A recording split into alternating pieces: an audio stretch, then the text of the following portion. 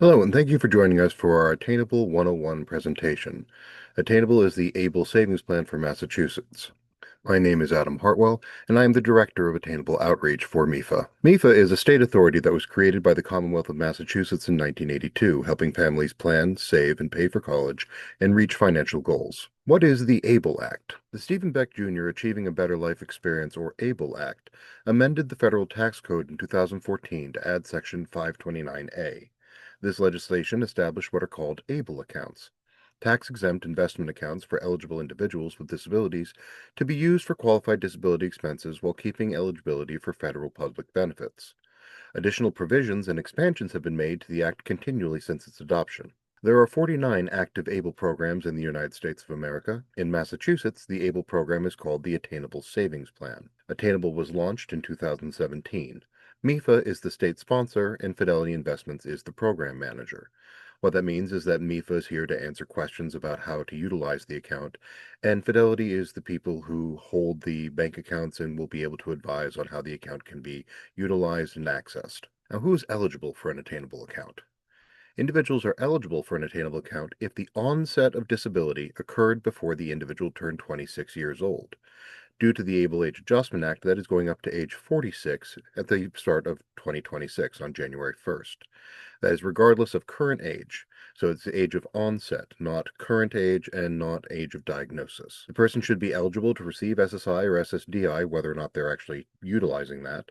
And the disability should be considered marked and severe, which is a Social Security Administration term, which indicates that it is an impairment that causes serious, significant limitations in a person's ability to perform basic work or age-appropriate activities, lasting at least 12 months and expected to result in death, and meets or functionally equals the criteria of the Social Security Administration's listings of impairments, and or self-certifies as meeting requirements such as those listed in the Social Security Administration's Blue Book.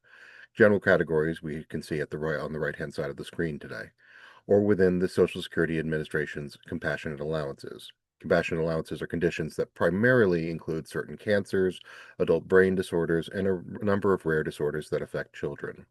One of the things that we should really consider is the fact that there are actually a broad range of conditions beyond just developmental disability that would therefore qualify you for ABLE, such as mental health disorders, long-term cancer recovery, cardiovascular disorders, respiratory disorders, so on and so forth. You are also qualified for ABLE if you are blind. The benefits of an attainable account is that the funds in attainable accounts are not counted against federal benefits. Those include things like SSI, HUD, including HUD-VASH, SNAP, FAFSA, or VA pension. Attainable accounts allow the current account owner to or beneficiary to save above the current $2,000 SSI asset limit. Family and friends can also contribute to an attainable account. Beneficiaries have relatively immediate access to funds for their needs. We'll be going into more detail about utilizing the account a little later in the presentation. And accounts provide individuals with disabilities both financial independence, many tax benefits, and the ability to save for their needs. Now, what are qualified disability expenses? These are the things that you are allowed to use your attainable account to pay for. Any health expenses, any personal support services, including financial management, legal fees, or ABLE account oversight. All transportation fees. That does not just mean a bus pass, that also means you can buy a car, you can pay for fixing your wheelchair, van, ramp, anything like that, anything transportation, including rideshare programs, employment trainings and supports, funeral and burial expenses, assistive technology and related services, which does include things like apps for, say, augmentative communication. So, for instance, if you already had an iPad but you wanted to purchase a communication app to go onto it, which can cost several $100s, this would be a way that you could save for that. Housing expenses, which we'll go into detail next. Education expenses, which include all things involved in education, including lab fees, trade school tools, your tuition. You can pay for college out of ABLE. Prevention and wellness expenses, as well as basic living expenses. And one thing that we've clarified a couple years ago is that food is a qualified disability expense, no matter where it comes from, whether it's groceries, food delivery, going to a restaurant, all food is a qualified disability expenses. The thing that we should be keeping in mind is that these are not supposed to be limiting definitions. It is a broad scope. The idea is if you have a need, you should be able to pay for it out of your savings in an ABLE account. These are not going to be necessarily things that are for wants, but definitely anything that could be construed as a need. When it comes to housing expenses, one of the things that you might want to think about is cost for in-kind support and maintenance, as this not only can be a good guideline for what will count, but also can be used as an excellent way of keeping records if you are having to pay in-kind support and maintenance while living with family, because you can use an ABLE account to pay for mortgage and house down payment. You can buy a house with your ABLE account savings. You can also include the property insurance required by the mortgage holder. You're allowed to pay for your rent, including first, last, and security on a new place. You can pay your real property taxes. Those are the taxes that that are on the parts of the property that stay when you leave.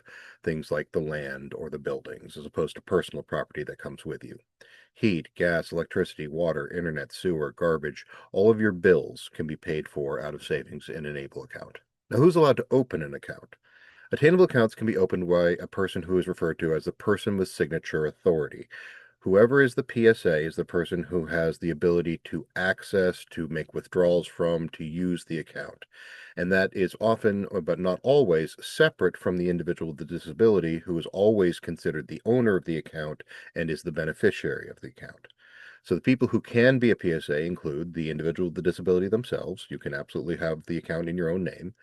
The person with your power of attorney, they're your legal guardian, spouse, parent, sibling, grandparent, or representative payee.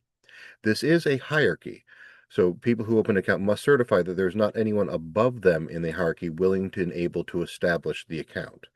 Always consider that the beneficiary is the owner of the attainable account, regardless of whether someone else has signature authority over it. There are some document requirements that will be required to be submitted if you decide to open this account, depending on your relationship. The individual with the disability will naturally not have to prove that they have that relationship to themselves, but a power of attorney will need to have a copy of the attorney drafted power of attorney documentation, and Fidelity only accepts durable power of attorney paperwork. A legal guardian must have a copy of the court document appointing conservators or guardians, certified and presented to Fidelity before the expiration date that is indicated on the court document. Now, one thing that we have noticed is that a lot of these court documents do not have expiration dates filled in on them, and those will be rejected. So if you have court documents that don't have an expiration date, you'll have to have a way, you might have to go back to the court to have those filled in before you submit them to Fidelity. Spouse, parent, sibling, or grandparent, these family relationships, you don't need to provide paperwork proving that relationship. However, fraud protections will still protect the beneficiary if you don't have that relationship. Rep payees will have to have a copy of their Social Security Administration documentation giving representative payee status. If the representative payee is an entity, like an organization or an agency, the additional documentation is required to verify the organization. So you're going to need to include legal paperwork assigning the individual this designation. And again, no paperwork is required for spouses, parents, siblings, or grandparents. Contribution limits have increased in 2025 for attainable accounts. This has actually been a pattern. We've seen a lot of increases over the years to these accounts. The total contribution for annual contribution for attainable accounts in 2025 is $19,000. If employed, the beneficiary may contribute up to an additional $15,060 each year from earnings due to the Able to Work Act. You contribute up to the lesser of the account owner's gross income for the taxable year or the federal poverty level. So that means that if you are earning $20,000 a year, you can put an additional $15,060 above the $19,000 per year into your ABLE account for a total of $34,060. However, if you're only earning $10,000 a year, you can only add that additional tens for a total of $29,000. It is the lesser of your gross income or the federal poverty level. You are not allowed to contribute this extra amount if you are participating in a retirement account from your employer, but you are still allowed to do the base amount, the $19,000. You're allowed to save up to $100,000 in savings within an ABLE account that will be disregarded as a resource and will not affect SSI. So where you previously only were able to have $2,000 outside of ABLE, you are now allowed to have an additional $100,000 in ABLE before affecting SSI. Your account balance cannot be added to once it exceeds $500,000. So if you are not concerned about the SSI asset limit, you can go up to $500,000 in contributions into the account. The account is allowed to continue to grow from investments after that. You're just not allowed to continually actively contribute to it. Any amount of ABLE savings up to the plan limit of $500,000 will not affect eligibility for SSDI, housing assistance, SNAP, FAFSA, Medicare Parts A, B, C, or D, Medicare Savings Program, Extra Help, or any Medicaid benefit, including Medicaid waiver services. Here in Massachusetts, there are no annual account maintenance fees, and attainable accounts are investment accounts, though, so they have investment fees that vary based on the portfolio, and they range from 0.2 to 0.86% of assets. Before the ABLE Act, individuals, again, are only allowed to have that $2,000 in assets, which is reviewed monthly for all expenses. This meant that savings are discouraged, and unexpected income or routine savings could easily exceed the limit, forcing what would often be referred to as a spend down. A individual's household will have to spend their money in order to get them underneath $2,000 so that they can keep access to their benefits, their housing, their doctor, and all sorts of other things that are very, very necessary for them to live. Um, and this made it very hard to save for things like a reliable vehicle, surgery, medical care in general, many, many things that were in an enforced position of I cannot save for that thing that I need. Attainable provides the opportunity for individuals to save for those larger expenses without fear. Attainable also provides a place to move funds so that forced spending isn't necessary. In general, Attainable just allows an individual to save. One of the things that we like to highlight is the education of benefits when it comes to saving in an ABLE account. Attainable accounts can be used for education expenses, including, again, tuition. You can pay for your college education, your textbooks, your assistive technology, your one-on-one assistance. You can go to trade school with money from your ABLE account and buy your tools. There are many supports that are provided in high school that are initiated by staff. When a need is recognized for a student, the staff will go and seek out the remedy for that need. One of the cliffs that we see in education is that when someone gets to college, those supports need to all be initiated and advocated for by the individual. The individual suddenly needs to be the one to go to disability services, explain their needs, have those needs expressed to their professors, be able to advocate if the professor is not following through with those needs. Sometimes that it can be a lift that can be alleviated by a financial assist. If someone can pay for an advocate, can pay for technology that can record their lessons, so on and so forth. So having savings for educational benefits can provide opportunities for education equity.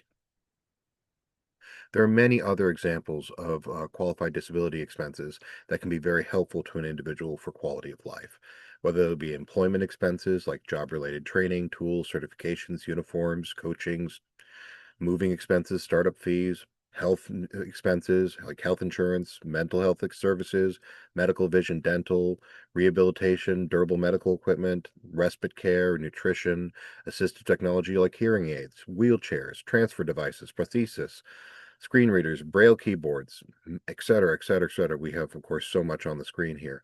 But the point is that there is so many things that we can use savings in an ABLE account to increase quality of life. Taking money out of an ABLE account is fairly simple. The attainable funds can be transferred to any other bank account. You can transfer it to your current checking account with, Bank of America, Citizens, your local credit union, wherever you'd like to go. Once funds leave the account, if they are redeposited, they will still count towards the annual limit. So it will count as a dollar towards that $19,000 again. So if I take out $100 that I had already put into Able, and then I decide I didn't want to use it, and I put it back in, that $100 is now counted twice towards the annual limit. And we should be mindful of that when we're making withdrawals from Able. Funds withdrawn for housing must be used within the same calendar month that they are withdrawn. So don't take money out on the 30th to pay your rent on the 1st. We recommend you take your money out on like the 25th, so then you can pay your rent by the 30th, and make sure that you don't violate that rule, and you'll have trouble with the IRS. Because withdrawals from an attainable account are an investment trade, time should be allowed for the funds to be deposited. Generally, it takes about 24 hours for that money to clear. One of the things that we found can be very helpful for some individuals is opening up what is called a Fidelity Cash Management Account, or CMA, at the same time as establishing an attainable account. This is essentially opening a bank account with Fidelity at the same time as you're opening your attainable account, which is an investment account.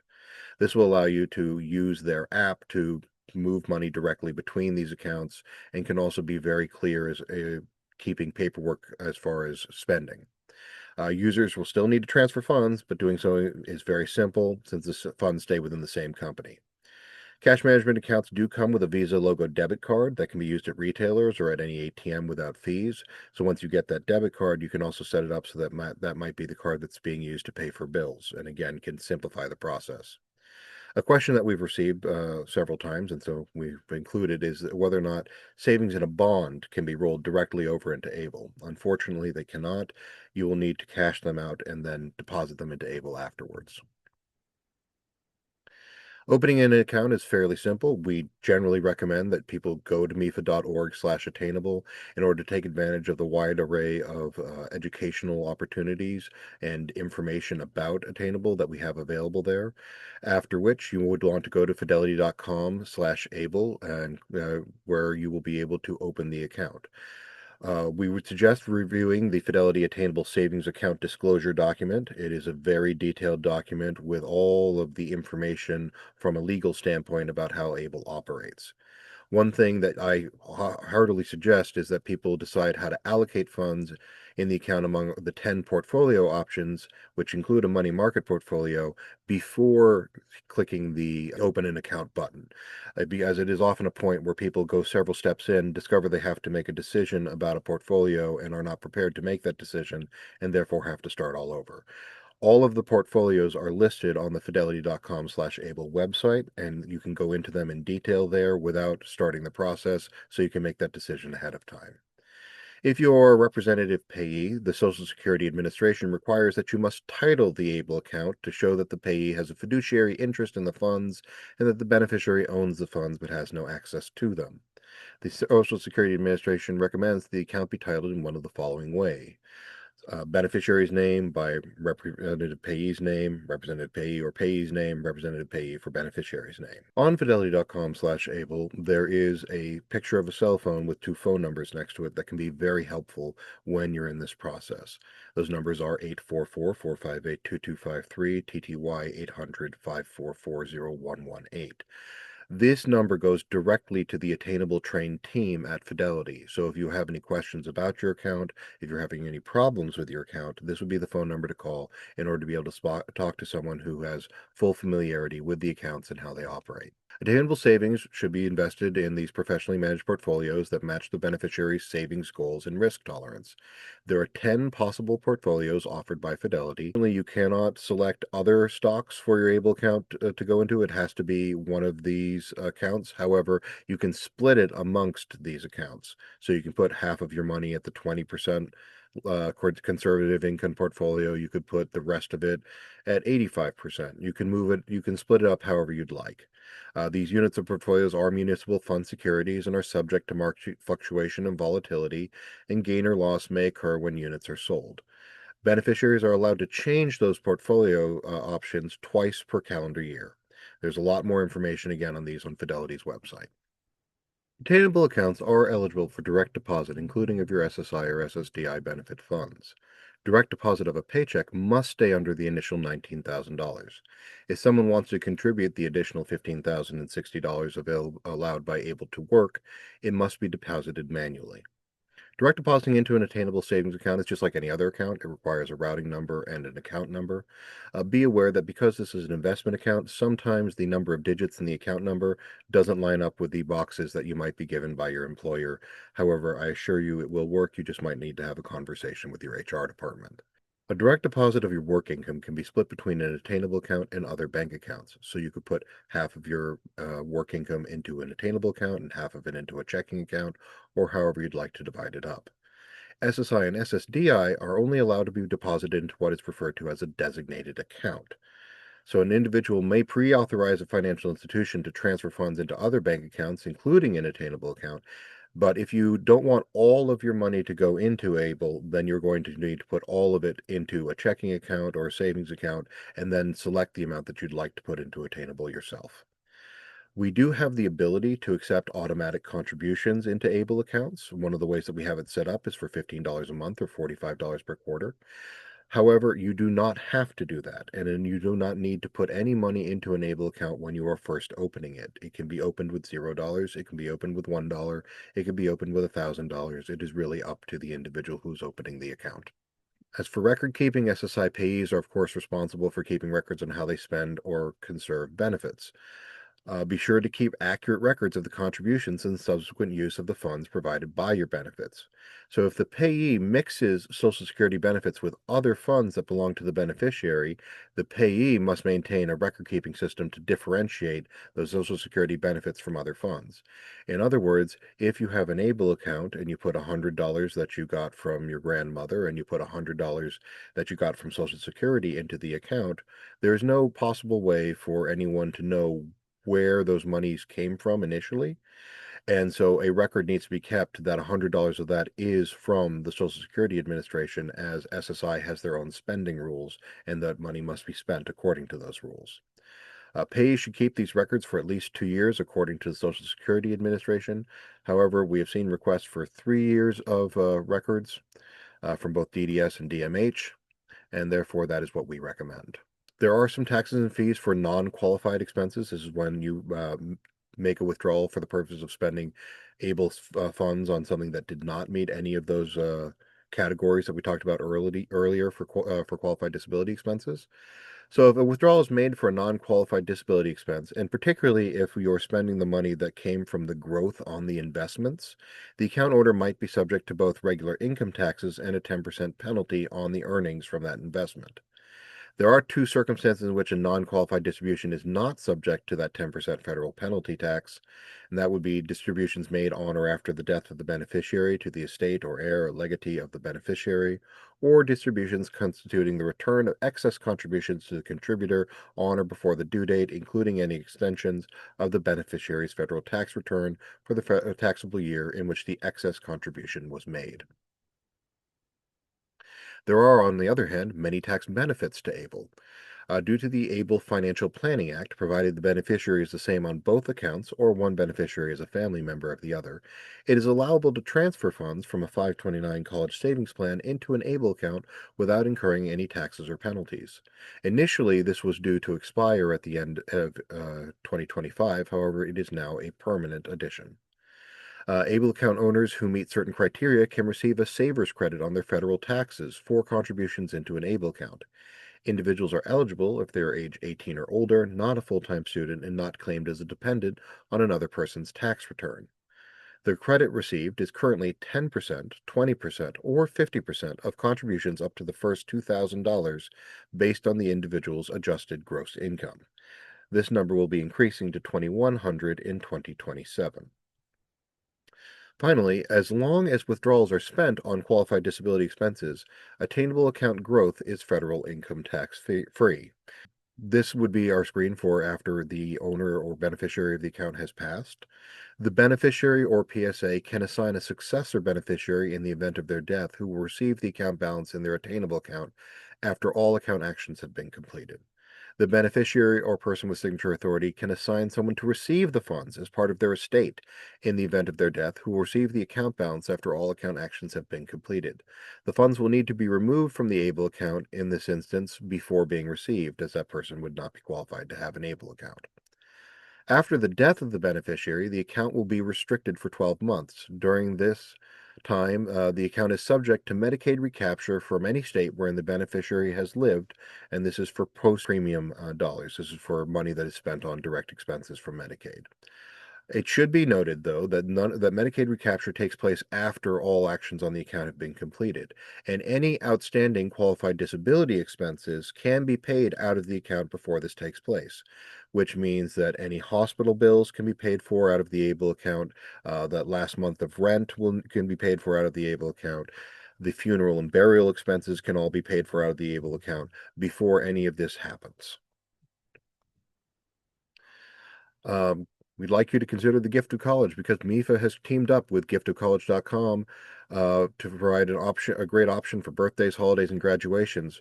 But more importantly, it can also provide a really wonderful ability for putting contributions from family and friends into ABLE accounts.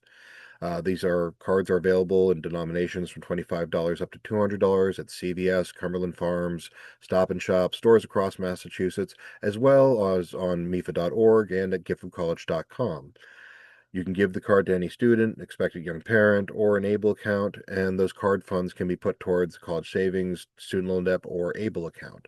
Where this can be very, very beneficial to a person who has an attainable account is that it means that the individual is never holding a cash asset. So if the family would like to give an individual a couple $100s for groceries and you're worried about the SSI asset limit, that person never had an asset. They never had cash that could be spent as they wished. They only had funds that could go directly into their ABLE account where it is a protected amount of money. So it can be very helpful if it's to use this instead of being given a check on holidays and what have you. There are many resources available across the internet that we'd love to make sure that you're aware of, including mefa.org/attainable, where we try to put up as much information as we can for you. The ABLE National Resource Center, which is a national resource for ABLE. They have some fantastic webinars. Attainable Savings Plan, as offered by Fidelity. That means that fidelity.com/ABLE also has spectacular information all about ABLE. The Social Security Administration puts out a lot of information about ABLE accounts, as they are one of our best friends. Some people seem to think that we should be in adversarial relationship with them, but the Social Security Administration loves not being able to have to chase people down for doing spend downs and what have you, and would rather people be able to take care of themselves and be able to increase their life satisfaction rather than be the bad guys in those situations. There is also a MEFA attainable email sign up at mefa.org/able-registration-form. This is a fantastic way to stay up to date. Just we'll send you stuff in the email. We promise we won't overwhelm you. Just trying to make sure that if there are any significant changes to the program, that we can make sure you are aware of. You can also connect with me on social media at Facebook, on Instagram, on Twitter, on X, on LinkedIn, on YouTube, and we also have a podcast at mefa.org/MEFA podcast.